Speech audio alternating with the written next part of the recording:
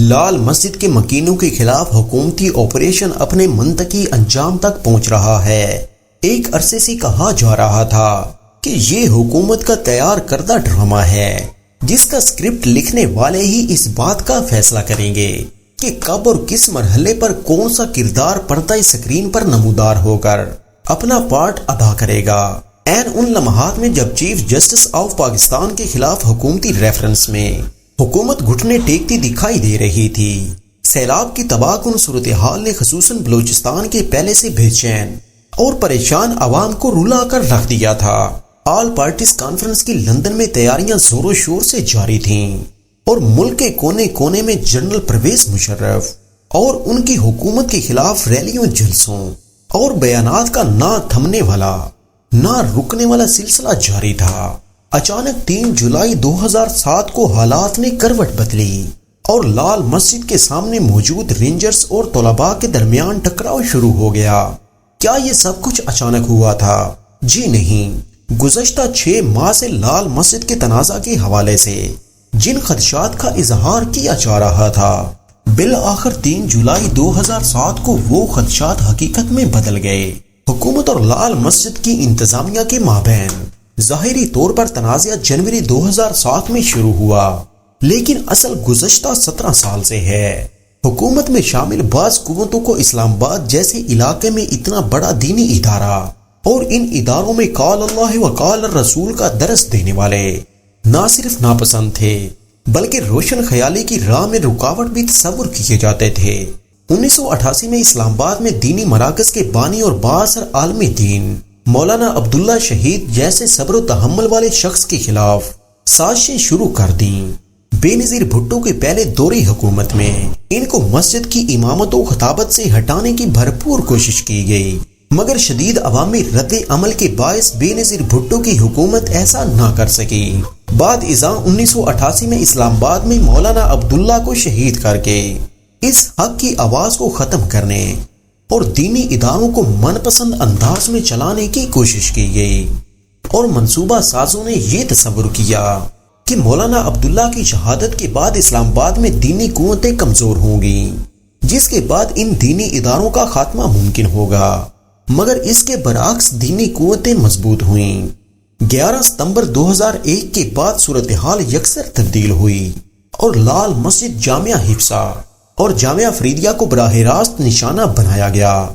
آئے دن ان اداروں کے علماء اور طلباء و طلبات کے خلاف کارروائیاں ہوتی رہتی تھیں، جس کے بعد غازی برادران نے سختی سے جواب دینے کا فیصلہ کیا۔ باخبر ذرائع کا کہنا ہے کہ ابتدا میں ان بھائیوں کا مقصد موجودہ صورتحال تک معاملے کو پہنچانا نہیں، بلکہ صرف اپنا دفاع کرنا تھا، مگر بعض نادیدہ قوتوں نے دوسرے انداز میں اپنے 17 سالہ منصوبے کو پایہ تکمیل تک پہنچانے کی منصوبہ بندی شروع کر دی۔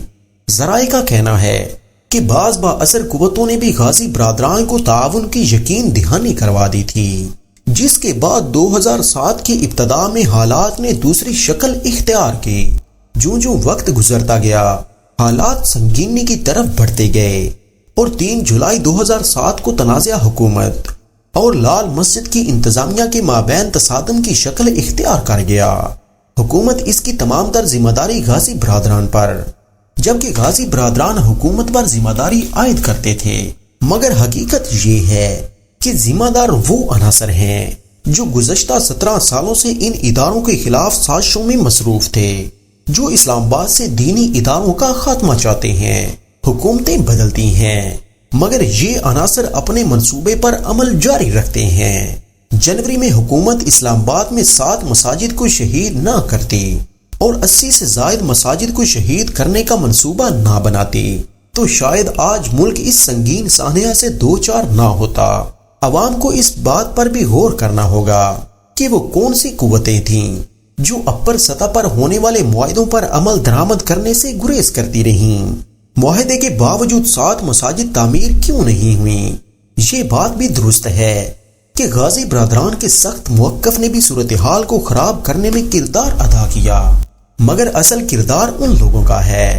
غازی برادران کا قصور ابتدا میں صرف اتنا تھا کہ مقتدر قوتوں سے دب کر بات کرنے کی بجائے جرأت سے بات کرتے تھے، تاہم اس دوران ان سے بعض غلطیاں بھی ہوئیں، جن کی نشاندہی علماء کرام نے خود کی، مگر حالات سے ایسا محسوس ہوتا ہے کہ کوئی ایسی نادیدہ قوت تھی جس نے غازی برادران کو اپنے بھرپور تعاون کا یقین دلایا تھا۔ جنوری 2007 سے 7 جولائی 2007 تک کے واقعات کا جائزہ لیا جائے تو ساری صورتحال سمجھ آتی ہے۔ اس وقت حالات حکومت کے حق میں جا رہے تھے، مگر حکومت نے طاقت کا مظاہرہ کر کے اندر موجود سینکڑوں لوگوں کو ختم بھی کر دیا تھا۔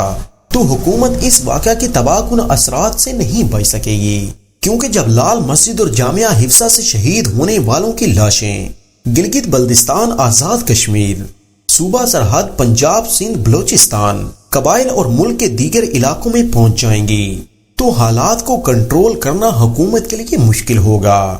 ضرورت اس امر کی ہے کہ معصوم لوگوں کی جانوں کو بچایا جائے اور اس تنازع کو مذاکرات کے ذریعے حل کیا جائے۔ اس وقت کی عوامی خاموشی کو عوام کی حتمی رائے نہیں سمجھنا چاہیے، اور میڈیا بھی اس تنازع کو پرامن طور پر حل کرانے کی کوشش کرے۔ طاقت کے استعمال سے اس کے منفی اثرات پورے ملک تک پھیل جانے کا خطرہ ہے۔ گزشتہ 17 سال بالخصوص 2001 کے بعد کے تمام واقعات کی عدالتی تحقیقات کروائی جائیں، کیونکہ اس ضمن میں کئی سوالات پیدا ہوتے ہیں۔ مولانا عبداللہ کے نہ ہونے کے باوجود ان کے خلاف سازشیں کیوں ہوتی رہیں؟ 80 مساجد کو شہید کرنے کا کیا مقصد تھا؟